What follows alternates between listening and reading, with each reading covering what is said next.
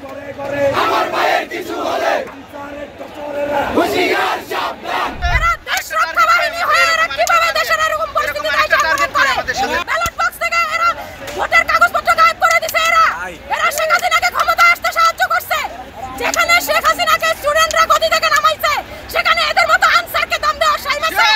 যতদিন আনসার বাহিনী বিলুপ্ত হবে না, ততদিন আমরা স্টুডেন্টরা মাঠে থাকবো। সেনাবাহিনী অফিসার যারা আছে, আপনাদেরকে বুঝতে হবে, সবসময় আপনাদেরকে ডাকতে হবে কেন? ছাত্র সমাজকে বারবার কেন তাদেরকে ডেকে আনতে হয় যে আপনারা আসেন? আমাদের সরকার বলেছে আমরা আপনাদের দাবি শুনেছি, আমরা এটা নিয়ে চিন্তা ভাবনা করব, আমাদেরকে এক সপ্তাহ সময় দিন। এরা সেই সময় দেয় নাই, এরা স্টুডেন্টদের উপর গুলি করে দিছে। কেন? আমরা একটা নতুন সরকার পাইছি, অনেক বছর পরে আমরা স্বাধীনতা পাইছি। এত বছর কারো কোনো কথা বলতে পারতাম না আমরা।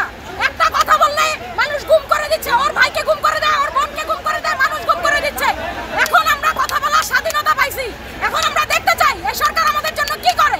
এরা হচ্ছে আওয়ামী লীগের দালাল এবং ছাত্রলীগের সন্তানেরা, সোনার সন্তানেরা আনসারের পোশাক পরে এখানে ঢুকে পড়ছে আন্দোলন করতে।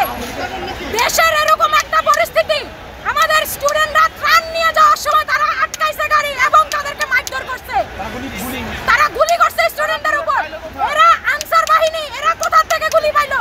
এত বছর কেন শব্দ করে নাই, এখন কেন শব্দ করতেছে? এখন দেশটা একটা শৃঙ্খলার মধ্যে নিয়ে যাওয়ার চেষ্টা করতেছে, সেখানে এরা আসছে গন্ডগোল করতে। এরা চায় না দেশটা শান্তিতে থাকুক, এরা চায় শেখ হাসিনার মতো স্বৈরাচারী কেউ ক্ষমতায় থাকুক এবং এরা তাদের দালালি করবে, ঘুষ খাবে, গাড়ি বানাবে, সবকিছু এরা করবে। আর বাঙালি না গায়ে মরবে। নির্বাচনের সময় শেখ হাসিনাকে ফুল সমর্থন দিয়েছে দুর্নীতি করার জন্য। দীর্ঘ 16 বছর শেখ হাসিনার সাথে এরা স্বৈরাচারী করছে। এখন কোন সাহসে আন্দোলন করতে আসে? যতদিন আনসার বাহিনী বিলুপ্ত হবে না, ততদিন আমরা স্টুডেন্টরা মাঠে থাকবো।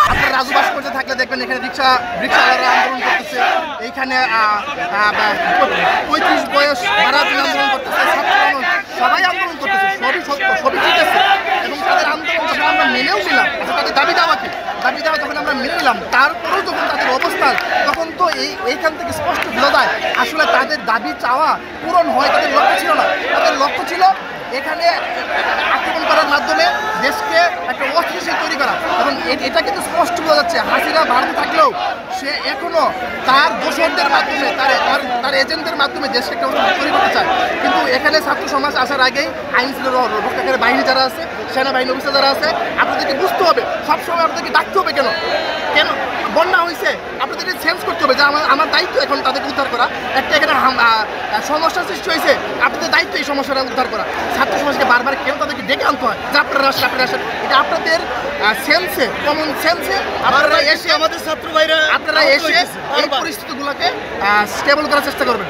নতুবা আমরা কিন্তু দেখতে পাবো আবার অভ্যুত্থান হয়েছে সেনাবাহিনীর ভিতরে এবং দেশ কিন্তু আমাদের এই অবস্থায়। হুঁশিয়ার সাবধান, হুঁশিয়ার সাবধান। স্বৈরাচারের দোসরেরা আনসারের কালো হাত ভেঙে দাও, গুড়িয়ে দাও। Action, action, direct action, action, action, direct